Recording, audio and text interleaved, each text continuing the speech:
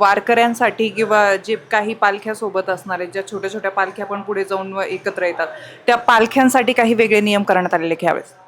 नाही, आता हा ज्ञानदेवांचा पालखी सोहळा जो आहे, हा महाराष्ट्रातला सर्वात मोठा सोहळा आहे. यानंतर जगद्गुरू तुकोराम महाराजांचा सोहळा आहे. हे दोन सोहळ्यामध्येच 70 ते 80% भाविकांची संख्या आहे.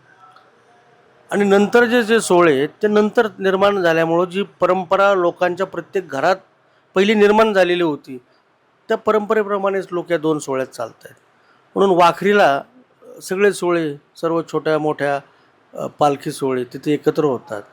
पण हे दोन सोहळे जे आहेत, या दोन सोहळ्यामध्येच पुढे गेल्यानंतर निम्मा प्रवास दोन्हींचाही झाल्यानंतर अंदाजे 8 ते 10 लाख लोक दोन सोहळ्यामध्येच पायी असतात.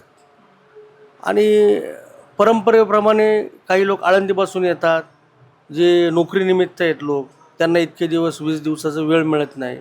मग काही लोक 10 दिवस येतात, काही लोक रजा मिळेल तसे 8 दिवस येत आहेत.